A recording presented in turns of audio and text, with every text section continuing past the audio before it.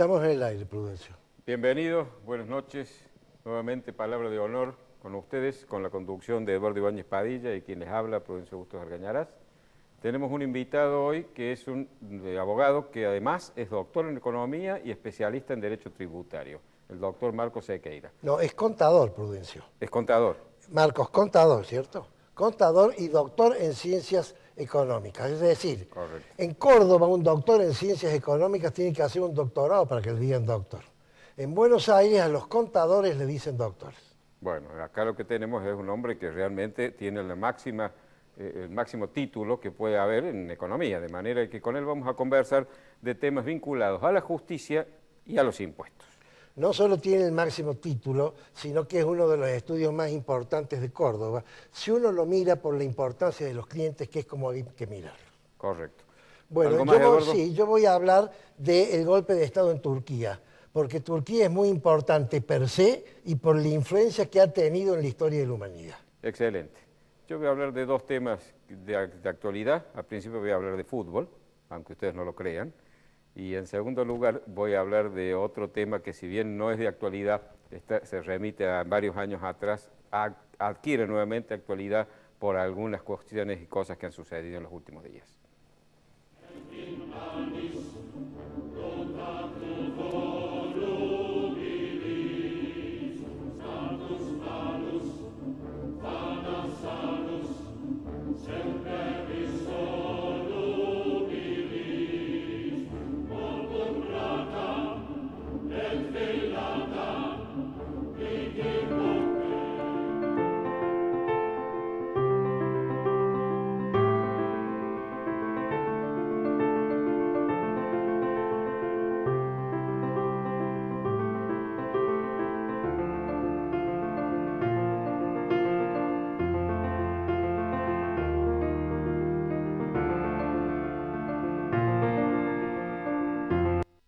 Isaías Goldman, el especialista en aire acondicionado y calefacción. Todas las marcas, todos los productos y sus repuestos con la mejor financiación. Isaías Goldman, el especialista. Bulnes, esquina Pringles, teléfono 589-0033.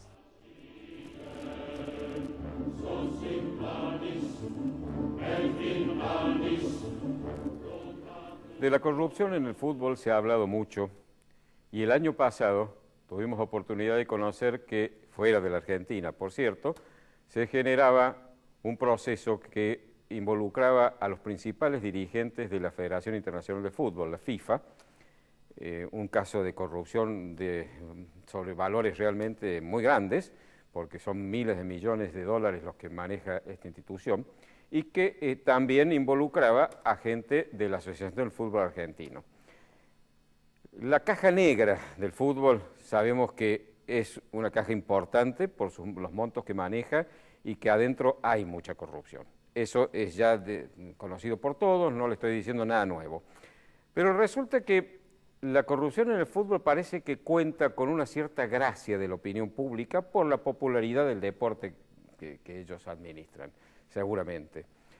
Y sorprende que ahora ha habido en la Asociación del Fútbol Argentino o en los clubes que la integran una modificación y han creado una nueva institución que no reemplaza a la AFA, sino que dentro de la estructura de la AFA se encarga de las dos principales certámenes anuales que hay en el fútbol argentino. Es decir, la primera A y la B nacional. La primera y la B nacional. Bueno, esta Superliga, como se llama, que agrupa a todos los equipos que participan en estas dos jerarquías, en estos dos niveles, han creado esta institución nueva sobre la base de un aporte del Tesoro Nacional de 2.500 millones de dólares. Perdón, de pesos, de 2.500 millones de pesos. Esto es lo primero que nos sorprende. Nos dicen que el presidente Macri se había comprometido en la campaña electoral que iba a mantener el llamado fútbol para todos, también productor de más que sospechas sobre la falta de transparencia del manejo de esos fondos y que ha sido utilizado en forma descarada por el anterior gobierno para hacer propaganda electoral, con los recursos del Estado, por supuesto, so pretexto de dar a la gente que no tiene posibilidades de pagar un cable o no les llega a donde viven, ver el fútbol a través de la televisión abierta. No me cabe la menor duda que es muy bueno que los que les guste el fútbol puedan tener acceso aunque no tengan recursos para pagar el cable, pero 2.500 millones de pesos es mucha plata. Lo primero que yo creo que hay que preguntarse es, ¿tiene sentido que el Estado financie un deporte? Si me dicen que el Estado financia, por ejemplo, la participación de la Argentina en Juegos Olímpicos, en certámenes internacionales, como selección nacional de cualquier deporte, me parece muy razonable. Que fomente el deporte y haya recursos para ello, magnífico. Pero algo como el fútbol, que es un negocio inmenso, enorme, con clubes que están todos bajo sospecha de actuar de manera poco transparente, casi todos ellos endeudados a pesar de que manejan cifras millonarias. ¿Es posible y es razonable que el Estado destine una cifra como esa? Les hago una comparación. Por ejemplo, el monto de la reducción de los subsidios al gas, que dan tanto dado que hablar y que ha generado tantas reacciones, justificadas o no, no me interesa en este momento entrar en ese terreno, ha sido de 4.000 millones de pesos. 2.500 se destinan al fútbol. ¿Puede el gobierno realmente pedirnos austeridad a los argentinos cuando se está gastando de nuestros dineros 2.500 millones para financiar algo en donde los millones sobran y en donde cuando el Estado se los da el manejo y la forma en que lo administran deja mucho que desear? A punto tal de que un hombre cercano al presidente de la Nación ha hablado de esto, de la caja negra de los clubes de la AFA, manejado, dijo textualmente, por dirigentes que no pasarían ninguna investigación seria. Varios de ellos están imputados por causas de corrupción. Muchos están también sospechados. Es decir, ¿por qué el Estado usa nuestro dinero en algo que no es prioritario en una situación como la que estamos viviendo con mucha más razón? Fíjense ustedes que lo primero que yo le preguntaría además al presidente Macri es, ¿está en el presupuesto nacional estos 2.500 millones de pesos? ¿O esto está hecho a través de estas delegaciones de facultades que nuestro Congreso ha hecho durante tanto tiempo y que todavía sigue haciendo? Porque les digo honradamente, si en una sociedad, en un país, el manejo de la cosa pública, de los dineros públicos, llega al punto de que un hombre puede disponer a su gusto de 2.500 millones de pesos de todos, eso no se puede llamar una república, es una monarquía, porque monos es uno, es decir, uno está disponiendo de los dineros de todos. En la república no pasa eso. Yo me pregunto además, ¿y a los que no les gusta el fútbol? ¿Es razonable esta transferencia de recursos que obliga a quienes no les gusta el fútbol o no les interesa el fútbol y no lo ven, a pagarle plata a los que quieren ver fútbol? Si ustedes me dijeran que hay una transferencia de recursos para ayudar a los más necesitados, para que aquellos que no pueden satisfacer sus necesidades básicas puedan realmente tener una vida más digna, magnífico. Transfiramos recursos en forma razonable y no desalentando obviamente la productividad, pero eso es razonable que se haga, pero para ver fútbol, señores, no es lógico, los argentinos estamos desviando la atención. Presidente Macri, si usted hizo esa promesa en la campaña, quizá el calor de esa disputa que había antes de las elecciones, reflexione sobre si es razonable cumplir una promesa que no es buena para la Argentina. Esos 2.500 millones de pesos pueden ser utilizados para muchas cosas.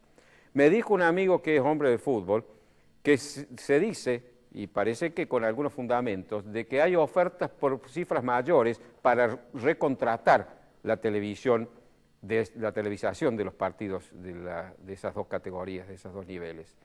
Entonces yo me pregunto, si hay ofertas privadas, ¿por qué tenemos que usar los dineros públicos? ¿Qué razón hay para que el Estado ponga 2.500 millones cuando hay privados, particulares, que porque el negocio es redituable están dispuestos a poner más? ¿Es eso lógico? Y otra pregunta, la distribución de esos recursos, porque eso se les da a los clubes directamente, esa plata va a los clubes. Fíjense ustedes cuál es la distribución. De esos 2.500 millones, River Plate y Boca Juniors reciben 97 millones cada uno. Independiente, Racing, San Lorenzo y Vélez Arfield, 75 millones cada uno. Y los otros 24 de la primera A reciben 55 millones cada uno.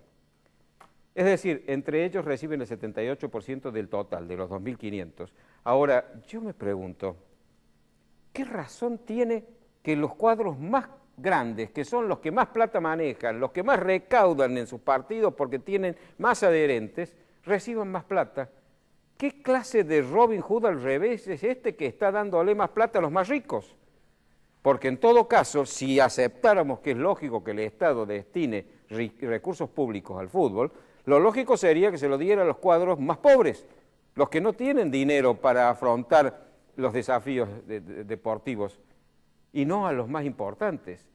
Hay un principio que los liberales valoramos mucho, que es el principio de subsidiariedad del Estado, que dice que el Estado debe intervenir aún en aquellas cosas en que no está en su propia naturaleza cuando la necesidad lo indica y cuando los particulares no lo hacen porque no hay rentabilidad. Un particular invierte donde hay rentabilidad. El Estado, cuando no hay rentabilidad y hay necesidad de hacer algo, el principio de subsidiariedad dice que el Estado debe intervenir.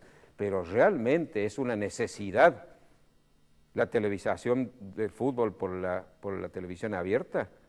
Es una necesidad que un Estado que nos dice a nosotros que achiquemos el gasto, que seamos austeros porque la inflación, la deuda pública, la presión fiscal es muy alta y para equilibrar la economía necesitamos ser un poco menos gastadores, que el Estado gaste 2.500, yo creo que no. Al presidente Macri lo he apoyado, lo he votado, lo he defendido cuando incluso no han atacado en otros aspectos, pero en esto debo señalarle que esta decisión me parece que es desafortunada.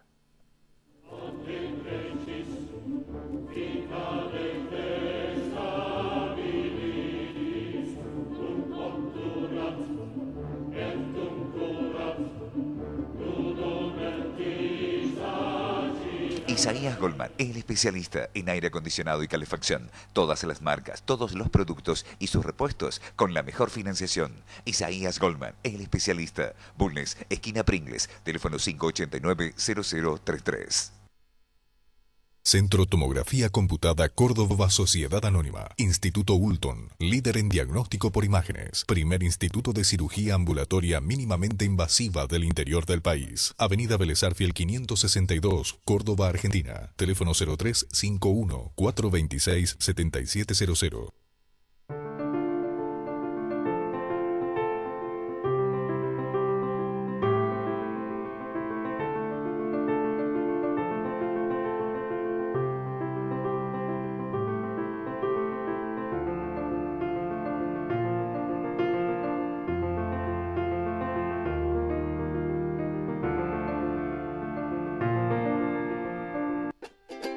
Ahora comprar tu auto es una experiencia única. Llegó AutoCity, un nuevo espacio con 0 kilómetros, usados, pista de prueba y área de servicios. AutoCity, los autos evolucionan. El lugar donde encontrarlos también.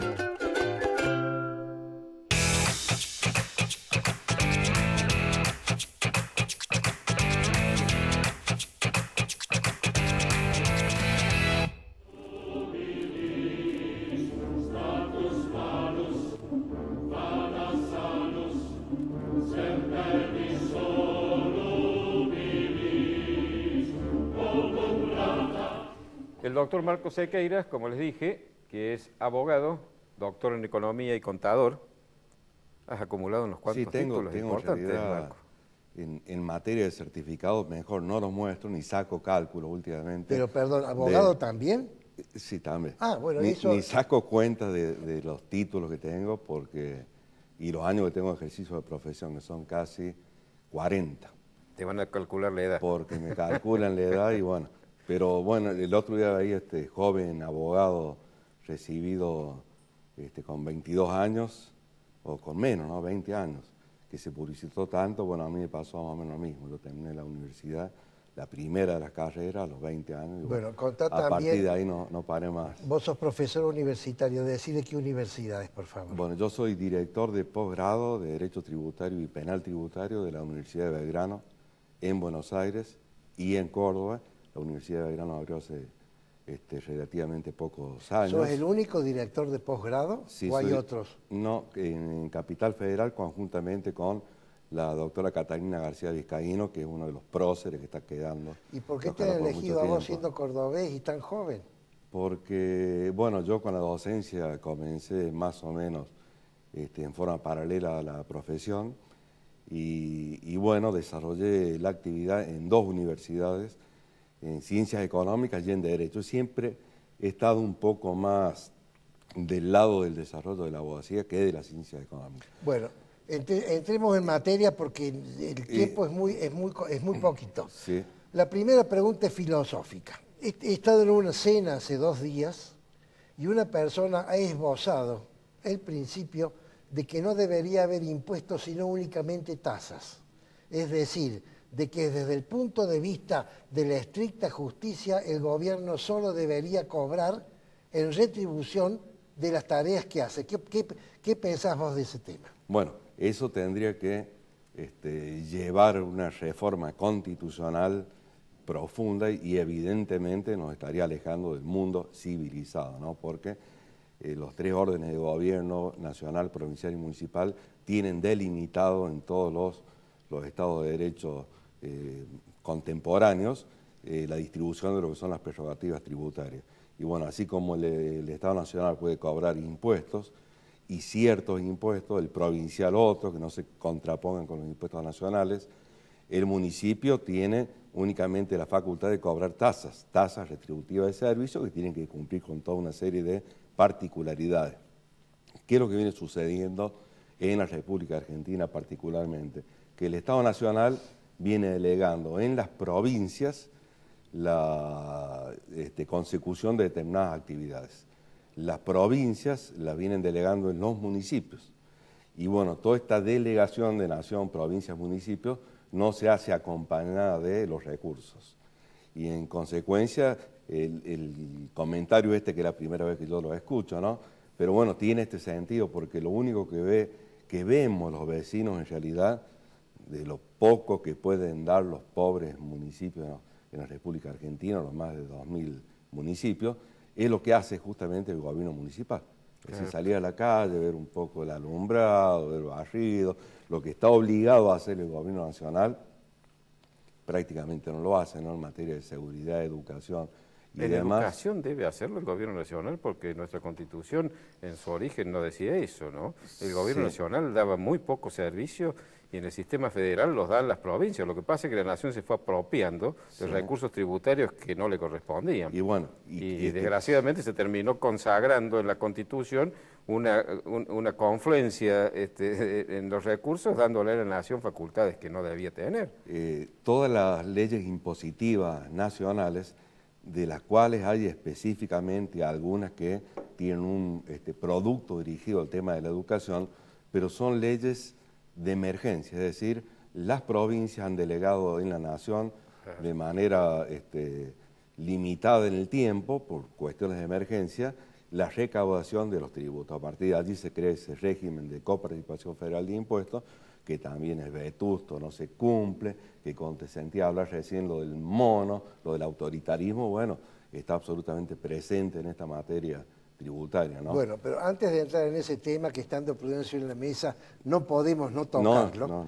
Te quiero hacer mi última pregunta conceptual. ¿Cómo? ¿Qué justificativo tiene un gobernante de cobrar impuestos cuando administra en su gestión con poca eficiencia y cuando hay corrupción en su gestión? Y como corolario, llega un punto en que el ciudadano contribuyente puede decir: yo no pago más impuestos porque el que me los cobra no es digno de cobrármelo. La rebelión fiscal. Claro, bueno, en la Argentina hay prácticamente 267 días que trabajamos para el Estado, es decir, los días laborables, 267 para o sea, cumplir. casi los 2/3 del año. Así es. Y bueno, se cumple, o mejor dicho, se incumple con la legalidad y se incumple con la legitimidad. Se incumple con la legalidad porque esta cuestión de las leyes extraordinarias por tiempo determinado debieran ser leyes determinadas por tiempo determinado, ya acá están desde la década del 30, por ejemplo, del 40, impuestos como impuestos a los réditos, impuesto en ese momento sobre los capitales, patrimonio neto, que han sido ahora modificados por otros impuestos patrimoniales. Bueno, siempre estos tributos han sido definidos por cuestiones de emergencia, con lo cual la legalidad está rota, porque la emergencia no puede ser indefinida en el tiempo, estamos hablando del año del 30, y de la legitimidad, bueno, es absolutamente cierto lo que vos estás diciendo, porque ¿cómo el Estado puede exigir el pago de una obligación tributaria cuando realmente no solamente no está dando nada a cambio, porque prácticamente no recibimos nada a cambio del Estado, sino que además el Estado demuestra ser el peor administrador y demuestra ser quien en forma manifiesta está promoviendo la evasión fiscal? Me refiero específicamente a todos los regímenes. Yo tengo uno de los libros que he escrito, de 15 que tengo escrito, que se llama Garantías Procesales en el Derecho Tributario, donde trato precisamente esta cuestión de la amnistía de carácter genérico, de los moratorios, de los blanqueos. Y estadísticamente, allí lo he demostrado, ya va por la tercera edición el libro, de que en la República Argentina se sanciona una ley de estas características cada año y medio. Cada año y medio. Cada año y medio. Y bueno, a veces sale, vos hablabas de la ley de presupuesto, a veces sale la ley de presupuesto, a veces sale la ley de presupuesto. El gobierno, por ejemplo, el primer gobierno, el gobierno de Kirchner, de Néstor, sacó una ley cuyo artículo 73, que era la ley de leyes, como le llaman los legisladores, la ley de presupuesto, y en esa ley, en un artículo perdido, había un blanqueo. Obviamente son dirigidos a determinadas empresas para resolver determinadas situaciones, pero los que estamos en la materia lo conocemos. Tenemos que hacer un corte, pero te dejo la pregunta al abogado. ¿Existe doctrina o jurisprudencia que entienda o autorice o no condene, tenga excusas absolutorias para quien incurre en lo que Eduardo decía, la rebelión fiscal? Con mucho gusto. Después del corte. Con mucho gusto.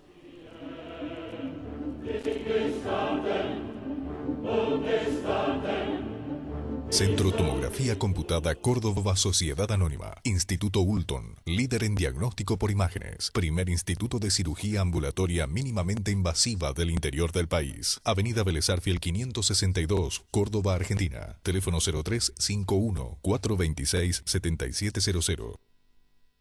Isaías Goldman, el especialista en aire acondicionado y calefacción. Todas las marcas, todos los productos y sus repuestos con la mejor financiación. Isaías Goldman, el especialista. Bulnes, esquina Pringles, teléfono 589-0033.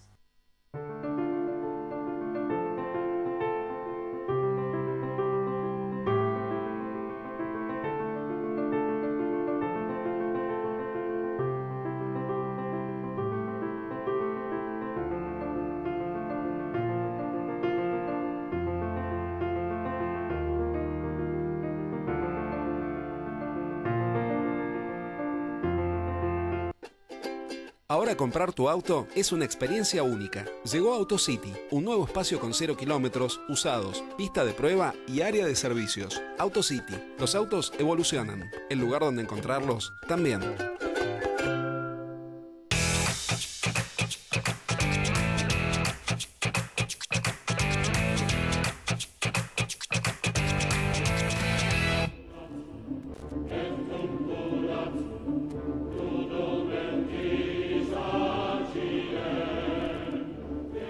Bueno, la pregunta iba al profesor de Derecho Penal Tributario. ¿Existe jurisprudencia o doctrina para la cual haya una excusa absolutoria para aquel que incurre en rebelión fiscal? Es decir, que dice, no pago mis impuestos porque el Estado no me está dando lo que debe.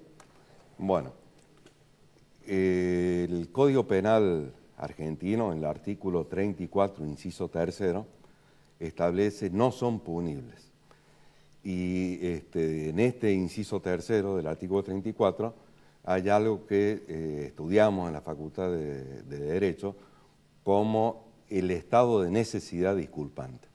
Esto es cuando un sujeto tiene dos bienes jurídicos o más de dos bienes jurídicos de semejante jerarquía y la única manera de dejar vivo a uno de ellos es sacrificar los restantes. Es decir, el empresario que no puede pagar porque está ahogado con una presión fiscal del orden del 70% en la República Argentina, del orden del 70%, y que dice, bueno, o sigo teniendo mi personal y pagando los sueldos, sigo comprando la lana para producir el pullover, sigo pagando la luz, sigo pagando el gas, o bien pago el IVA, pago la seguridad social, pago el impuesto inmobiliario. Tiene dos bienes jurídicos. La necesidad de sacrificar uno de esos bienes jurídicos lo ha llevado el propio Estado, como mal administrador, a hacerlo. Por ejemplo, ahora con la apertura irrestricta de las importaciones, algo que pasó ya en la época de Martínez Dios y donde Córdoba sufrió mucho con el tema del calzado. Había muchas fábricas que daban mucho trabajo a un sector significativo y se fundieron todas, ¿no? Porque no podían competir las fábricas argentinas con el calzado que venía de Indonesia, de China, aunque era de plástico el otro, pero no importa. Y vuelvo a este ejemplo. Hay una cita académica que no corresponde a un caso que yo haya defendido, pero que en todas las universidades y en cada conferencia que doy sobre estos temas, siempre lo recuerdo, ¿no? Que es un fallo de una causa que se llama Adot, José Gabriel Adot. El señor Adot era dueño de la empresa Casimires Wells. Ustedes son muy jovencitos, pero Casimires Wells era una fábrica de pulóveres, se le llamaba Casimires antes, ¿no? En Mar del Plata, en Buenos Aires. Y bueno, con esta cuestión de la apertura de las importaciones, a él lo fundieron. Entonces él tomó la decisión un día de decir, no pago más ningún impuesto. Voy a pagar únicamente la luz, el gas, los sueldos. Y bueno, ya teníamos ley penal tributaria, esto fue después de la década del 90, con lo cual a este señor no se le hizo una denuncia y un proceso penal tributario. Se le hacían uno todos los meses. Porque, por ejemplo, la ley penal tributaria establece que cuando no se deposita dentro de los 10 días el aporte retenido en la medida que supere los 20.000 pesos, ahí se está configurando un delito. Bueno, imagínense este señor, una empresa de cerca de 800 empleados, pero cometía aparentemente todos los delitos de la ley penal tributaria. Cuando la DGI formula la denuncia, los fiscales hacen el requerimiento de instrucción de las causas, los jueces las impulsan y los llevan a juicio oral, Adot. Adot dice simplemente esto que yo le estoy diciendo, no la rebeldía fiscal. Él dice, el Estado me fundió y yo la única forma de poder subsistir, porque no fui yo el que llevó al estado de quiebra en la empresa, es dejar de pagar todos los impuestos. ¿Y qué hizo el Tribunal Oral Federal en el voto del doctor Torino, al que adhieren los otros jueces? Dice, tiene razón, usted cometió, no uno, cometió 100 delitos, porque usted dispuso de los fondos para pagar el IVA, se quedó con la plata del IVA, dispuso de los fondos para pagar las contribuciones y los aportes de la seguridad social, dispuso de todo, pero usted eligió no pagar para seguir viviendo usted, porque a nadie se le requiere ser un héroe, y para poder dándole vida a su empresa y trabajo. Eso es lo más próximo que te puedo comentar. Qué interesante. Respecto de que no lo escuche Cristóbal López, porque inmediatamente va a invocar eso. Bueno, otra cosa. Él compraba empresas. La vez pasada vi en La Voz del Interior un artículo tuyo y después me enteré por vos que el Consejo de la Magistratura te había pedido que hicieras un informe y que el artículo era una síntesis de ese informe sobre la legitimidad o no de eximirlos del pago del impuesto a las ganancias a los magistrados y funcionarios judiciales. ¿Por qué no nos cuentas un poquito cuál es tu posición al respecto? ¿Cómo no? Bueno, a veces sucede que por ahí se formulan los pedidos a la persona equivocada, ¿no? Y ¿Por qué serías vos el equivocado? En este caso me da la impresión de que es así porque lo que se estaba buscando, creo yo, era una opinión técnica a favor que los jueces y quienes integran la magistratura a nivel nacional, provincial, no paguen el impuesto a las ganancias. Y bueno, yo había escrito hace tantos años que no encontré la nota, pero volví a escribir sobre el tema y salió un bosquejo así medio que no me gustó por cómo lo recortaron, La Voz del Interior, explicando por qué los jueces y todos los miembros de la magistratura sí tienen que pagar el impuesto a las ganancias. O sea, recibí como consecuencia de este informe una emisiva del Consejo dándome las gracias, ¿no? No sé qué habrán hecho con el informe. Satisficiste las expectativas. Supongo que lo habrán tirado, pero bueno, efectivamente, hablando de legalidad y hablando de legitimidad, es una vergüenza que los jueces no paguen el impuesto a las ganancias, ¿no? Yo lo he discutido mucho porque los años 2011, 2012 y 2013 tuve el honor de ser convocado para trabajar en la Corte Suprema de Justicia de la Nación, a pedido del doctor Zaffaroni, que era el presidente de la Corte, como asesor de la Comisión de Reforma del Código Penal. Entonces fueron 3 años en forma honorífica, lo aclaro, así consta en la certificación que tengo, ni siquiera cobré los gastos, que primero eran en avión y después no alcanzaba el avión, eran en ómnibus. Pero trabajé 3 años y eso me sirvió bastante como experiencia para hablar con algunos de los magistrados de la Corte. Y todos, cuando conversábamos el tema, estaban de acuerdo en que los jueces tenían que pagar. Y bueno, ahora hace poquitas semanas, asombrosamente, acaban de ratificar una acordada del año 1996 diciendo que no tienen que pagar. Bueno. Ahora, yo me acuerdo, yo no soy abogado, pero me acuerdo de la Constitución, del artículo 16, que dice, primero, que somos todos iguales ante la ley, y segundo, que la igualdad es la base del impuesto y de la carga pública. Así es. Entonces, yo creo que esto es manifiestamente violatorio de un artículo que, si bien no es operativo, está señalando un camino del cual no podemos apartarnos. Esto viola, Prudencio, no solamente un artículo, viola gran parte de la Constitución Nacional, no solo el principio de igualdad, el de capacidad contributiva, por ejemplo, porque el principio de reserva de ley que está plasmado ahí en el artículo 18 de nuestra Constitución e indirectamente en el 75, inciso 22, que incorpora los tratados, algunos tratados en materia de derechos humanos, como legislación supralegal en la Argentina, dicen que no puede haber ley sin tributo, no un tributo sin ley previa. Acá la ley de impuesto a las ganancias establece claramente quiénes están adentro del objeto de la ley. Hay por lo menos 5 o 6 artículos de ley que establecen que los jueces tienen que pagar el impuesto a las ganancias.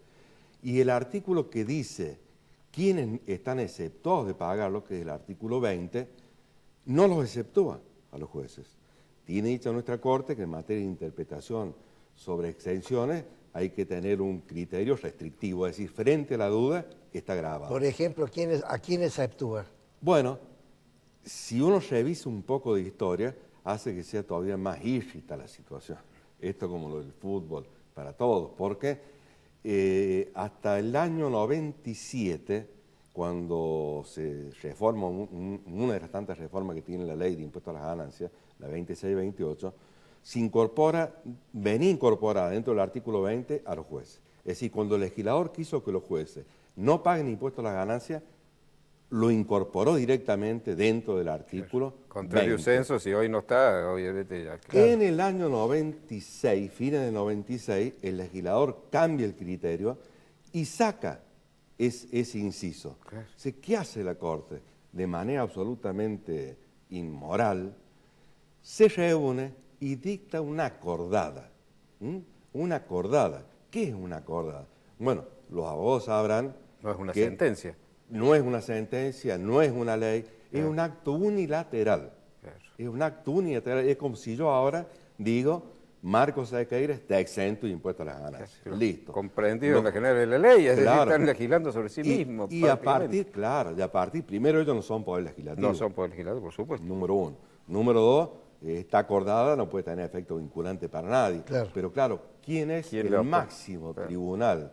El guardián de la Constitución Nacional es la Corte Suprema de Justicia Nacional. La Constitución dice lo que dice la Corte. ¿No? Lo que dice que ellos no tienen que irnos a revisar. Hay otra acordada que se nos acabó el tiempo. Fede nos está diciendo que hemos terminado. Muchas gracias por tu presencia, realmente ha sido muy ilustrativo. Muy interesante tus explicaciones. Muchas gracias a ustedes por la invitación. Quedo a sus órdenes. Es un gusto.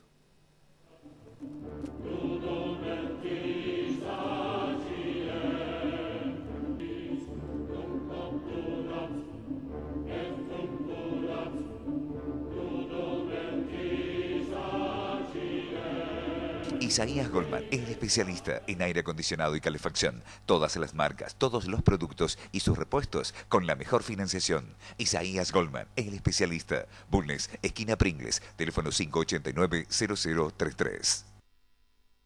Centro Tomografía Computada Córdoba Sociedad Anónima. Instituto Ulton, líder en diagnóstico por imágenes. Primer instituto de cirugía ambulatoria mínimamente invasiva del interior del país. Avenida Vélez Arfiel 562, Córdoba, Argentina. Teléfono 0351-426-7700.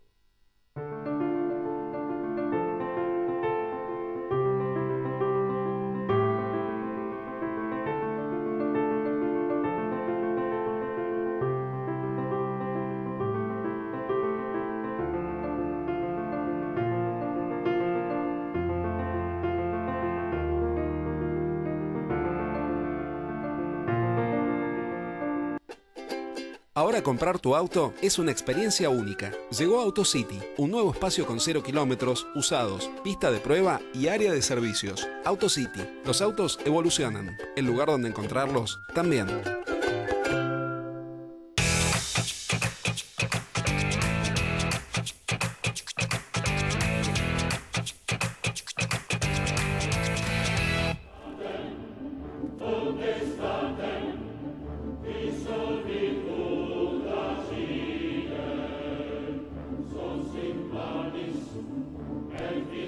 Voy a hablar del golpe de Estado en Turquía por varias razones. Primero, porque ya es raro golpes de Estado en los países que más o menos han encontrado un equilibrio político. Segundo, porque Turquía es un país muy importante, pero fundamentalmente porque la influencia que tiene Turquía en el resto de las naciones a través de la historia ha sido enorme. ¿Por qué? Porque Turquía está en la frontera. Turquía separa normalmente dos situaciones antagónicas. Ustedes dirán cuáles, un montón. Se las voy a ir enunciando. Primero, Turquía está en el límite entre Europa y Asia.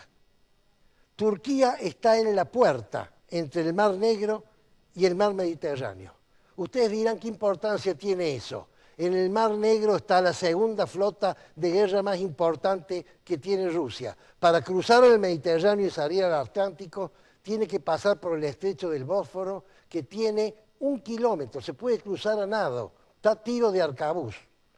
Tercero, Turquía, Constantinopla, fue la capital del Imperio Romano de Oriente cuando el Imperio Romano se escindió. Cuarto, Turquía, Constantinopla, fue la metrópoli donde el patriarca le dijo al obispo de Roma: tú eres primus inter pares, pero yo no debo subordinarme a vos. Y eso generó la escisión en la cristiandad, que era el efecto sociológico más importante durante 1000 años, entre la iglesia cristiana latina de Roma y la iglesia cristiana ortodoxa griega.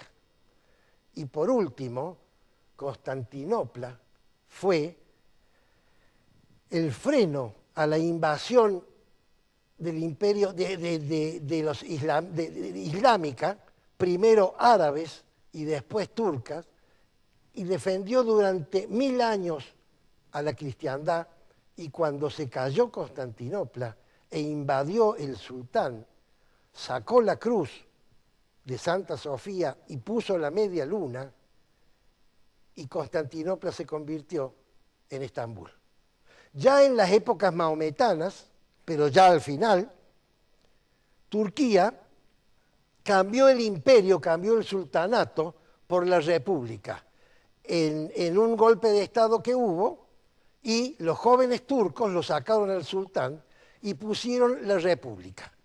Pero además de eso, cambiaron también el califato. ¿Qué significa el califato? Me estaba olvidando de vos, Fede. ¿Qué significa el califato? El califato era la jefatura religiosa. ¿Por qué? Porque este señor, padre de los turcos, ¿cómo era, Prudencio? Ataturk, que significa el padre de los turcos, diseñó una república laica que ya vamos a explicar qué es. Pero además de eso, llevó la modernidad a Turquía, convirtió Turquía en una república moderna, la sacó del medioevo, puso leyes donde prohibían el velo en la mujer, donde prohibían el fez en el varón, cambió los caracteres turcos por los caracteres latinos en la escritura y lo más importante de todo, le dio derechos civiles a la mujer. La mujer podía votar y podía ser votada. Estamos hablando de un país islámico. Hay otros países islámicos donde la mujer no puede manejar un auto. Luego de eso, otra característica, límite. Turquía entró en la Segunda Guerra Mundial del lado de los aliados y quedó en la OTAN. Al pertenecer a la OTAN, Turquía fue el freno de la invasión de la Unión Soviética hacia el sur, que se invadió todos los estados del Turquestán, se invadió Georgia y cuando llegó a Armenia la invadió y Turquía dijo basta, acá se acabó. Y por último, y quizás lo más importante de todo, Turquía tiene pretensiones de entrar en la Unión Europea. Y si llega a entrar en la Unión Europea, va a haber que conciliar el problema de la cultura islámica que entra en Europa. ¿Por qué ocurrió el golpe de Estado? Tenemos que hablar de este señor que se llamaba, Prudencio, ¿cómo se llamaba? No, el nuevo jefe de Estado. Erdogan. Erdogan, voy a explicar quién es Erdogan. Es muy cómodo tenerlo Prudencio al lado. ¿Qué opina, Fede?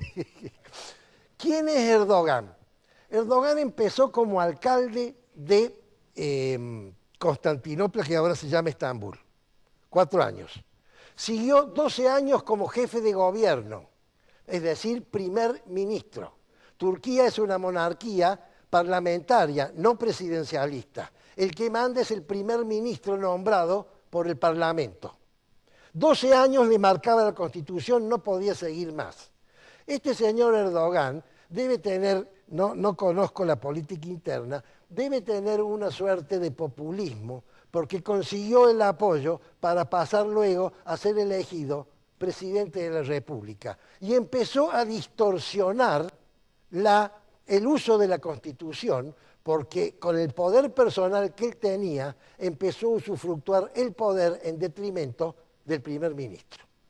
Entonces, ¿qué hace el reservorio tradicional de Turquía?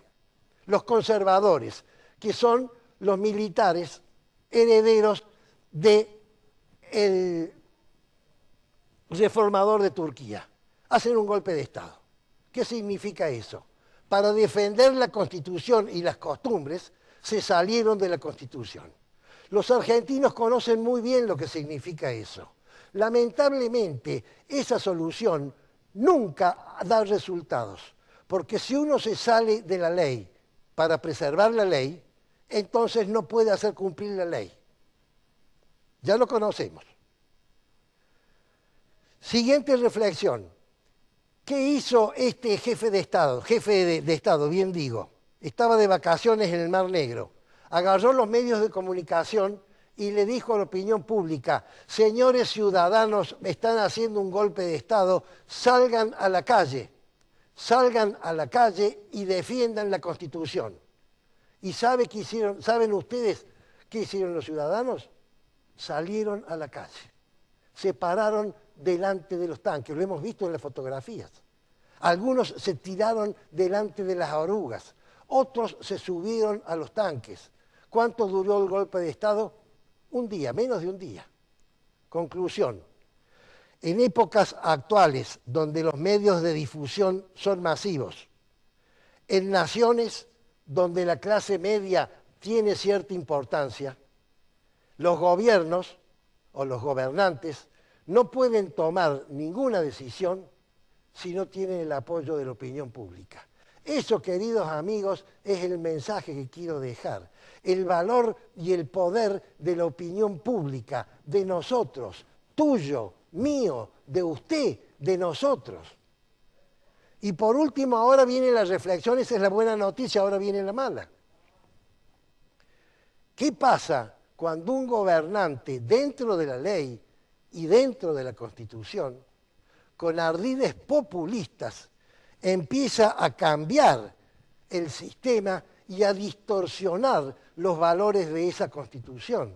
Porque uno de los valores fundamentales de la República Turca era el secularismo, es decir, la absoluta división entre el poder civil y el poder religioso. Eso es lo que hizo a Turquía ser lo que es.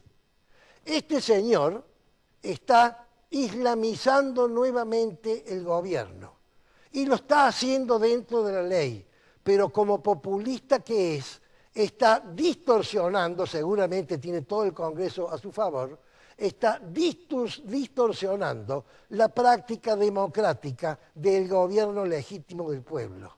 Entonces acá queda la pregunta, ¿cómo hace un pueblo para poder contrarrestar la actuación de un populista dentro de la ley, porque ya hemos dicho que la solución del golpe de Estado no sirve, para encuadrarse dentro de la Constitución, sin llegar a los extremos que está viviendo ahora Venezuela, que cuando explote todo recién se va a poder arreglar las cosas? Esta pregunta yo no tengo la respuesta. Esta pregunta, queridos amigos, es lo que yo les dejo a ustedes para nuestra reflexión. Es palabra de honor.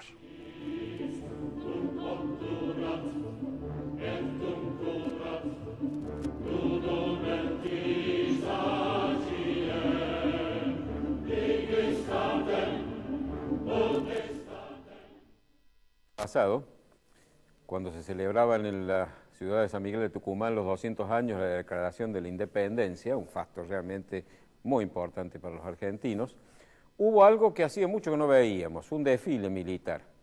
Un desfile que yo creo que tiene su importancia porque es una señal, me parece, de que este quiebre que ha habido entre las Fuerzas Armadas y la ciudadanía en general está empezando a desaparecer, es decir, a resolverse. De nuevo tenemos que ver a las Fuerzas Armadas como los defensores de la patria y los hombres y mujeres actualmente también, que están jugando un rol muy importante para hacer que nuestras fronteras estén custodiadas, que la seguridad de que si somos invadidos o estamos en una situación de guerra, podemos estar defendidos por ellos. Más allá de todo lo que ha ocurrido, necesitamos de las Fuerzas Armadas y necesitamos que estén al servicio de la Constitución y no, por supuesto, violándola. Pero resulta que en ese desfile, entre los que desfilaron, hubo un grupo de excombatientes del llamado Operativo Independencia. Ya me voy a referir a qué ha sido el Operativo Independencia. Y esto parece que molestó a los gobiernos de Tucumán y de La Rioja. La Secretaría de Derechos Humanos de Tucumán sacó una declaración en donde repudiaba y rechazaba enérgicamente la participación en el desfile de estos excombatientes del Operativo Independencia. Y a ellos se sumó la Secretaría de Derechos Humanos de la provincia de La Rioja con la firma del secretario, se llama Delfor Pocho Brizuela. Esto de Pocho no es un invento mío, él firma así, parece que el sobrenombre es parte de su nombre. Recordemos los que ya tenemos algunos años y los que no los vivieron, expliquémosle que a fines de los años 60 empezaron a aparecer grupos que reivindicaban la violencia como instrumento de acción política para producir un cambio y establecer un sistema de tipo marxista en la Argentina. Aparecieron grupos terroristas que utilizaron el terrorismo para imponer esta vía violenta su propuesta. Hubo atentados, hubo robos, hubo torturas, hubo asesinatos, hubo copamientos de ciudades y de pueblos. Esto se prolongó durante todo un gobierno militar, de gobierno de facto, pero resulta que en 1973 se vuelve a la Constitución y es elegido Héctor Cámpora presidente de la Nación y la Constitución vuelve a tener vigencia. Juan Domingo Perón, el jefe del movimiento justicialista, retorna a la Argentina en 1973. Lo esperan en la localidad bonaerense de Ezeiza sus partidarios, una multitud de varios millones de personas espera la llegada y el avión tiene que ir a aterrizar a otro aeropuerto porque allí se había generado una verdadera batalla con muchos muertos entre las bandas terroristas que decían adherir y formar parte del peronismo y los grupos de derecha del peronismo que estaban enfrentados con ellos. Perón, cuando llegó, se dirigió a estos grupos de ultraizquierda de terroristas y les dijo que cesaran en sus intentos porque cuando los pueblos agotan su paciencia suelen hacer tronar el escarmiento. Esas fueron sus palabras. A los 3 meses más tarde, estos grupos terroristas asesinaron al secretario general de la CGT, José Rucci, que era hombre muy cercano a Perón. Entonces, esto fue 2 días después de que Perón mismo asumiera la presidencia de la Nación por la renuncia de Cárcano y una nueva elección. Perón entonces declaró en estado de guerra al justicialismo y dijo que había que atacar al enemigo en todos los frentes y con la mayor decisión. La respuesta fue la creación de la AAA, una organización terrorista también clandestina, que desde el gobierno también cometía los mismos crímenes, secuestros y torturas que cometían los terroristas. El 19 de enero de 1974, un grupo del ERP, del Ejército Revolucionario del Pueblo, que era una de las organizaciones terroristas, copa un regimiento en Azul, provincia de Buenos Aires. Al día siguiente, Perón, vestido con su uniforme de general, da un discurso por cadena nacional en donde dice que era necesario aniquilar cuanto antes este terrorismo criminal, que es tarea que compete a todos los que procuramos una patria libre, justa y soberana. Agrega que la delincuencia asociada a un grupo de mercenarios que actúan mediante la simulación de móviles políticos tan inconfesables como inexplicables era lo que había producido este acopamiento. Y termina diciendo que el reducido número de psicópatas que va quedando, espero que sea exterminado uno a uno para el bien de la República. Poco después, el 1 de mayo de ese mismo año, en un acto en la Plaza de Mayo de la ciudad de Buenos Aires, los grupos los grupos terroristas van a la plaza, lo insultan a Perón y Perón los llama mocosos imberbes y los hace retirarse de la plaza. 2 meses después Perón muere. Pero ¿qué ocurría mientras tanto? Había algunos grupos como el Ejército Revolucionario del Pueblo, entrenados en Cuba y apoyados incluso por los montoneros y por terroristas chilenos, bolivianos y colombianos que habían copado el monte en Tucumán y querían que la ONU declarara una zona de beligerancia. Por supuesto, ¿qué hizo la Presidenta de la Nación, que era la viuda de Perón? Dictó el decreto 261, donde ordenaba al Ejército a ejecutar las operaciones militares que sean necesarias a efectos de neutralizar y o aniquilar el accionar de elementos subversivos que actúan en la provincia de Tucumán. Estando ella luego de licencia y a cargo del Ejecutivo ítalo-argentino Luder, unos meses más tarde dictó otro decreto donde extendía esta orden a todo el territorio del país. Luego viene el golpe de Estado de 1976, Antonio Domingo Bussi se hace cargo del gobierno de Tucumán y ya ahí comienza una represión absolutamente ilegal que evidentemente ha sido juzgada y bien juzgada.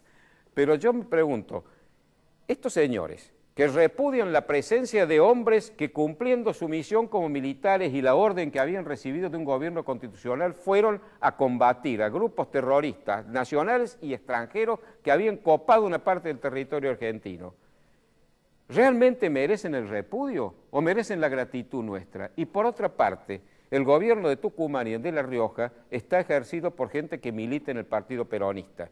Si para ellos tienen el derecho de opinar distinto, les parece que merece el repudio y el rechazo el operativo Independencia que defendió un territorio nacional copado por terroristas, entonces a quienes deberían repudiar es a sus propios correligionarios, porque fue un presidente elegido por ellos, el fundador de su movimiento, su mujer cuando ejercía la presidencia e Ítalo Luder cuando la suplantó, quienes dispusieron y ordenaron ese operativo. Entonces, repúdienlos a ellos y no a estos hombres que pusieron el pecho para defendernos de estas bandas terroristas que querían imponer acá, copando parte del territorio y a través de la violencia, imponer un régimen comunista.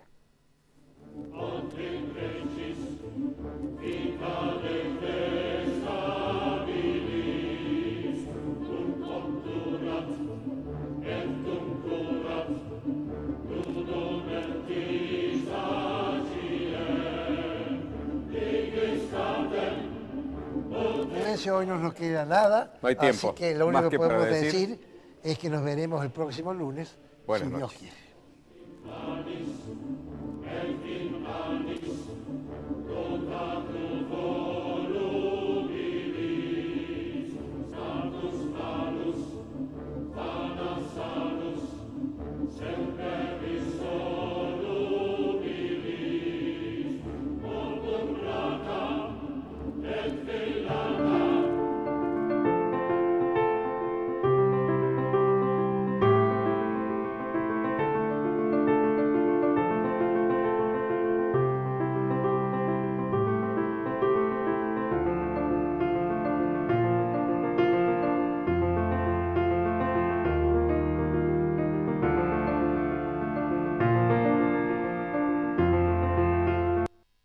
Isaías Goldman, el especialista en aire acondicionado y calefacción. Todas las marcas, todos los productos y sus repuestos con la mejor financiación. Isaías Goldman, el especialista. Bulnes, esquina Pringles, teléfono 589-0033.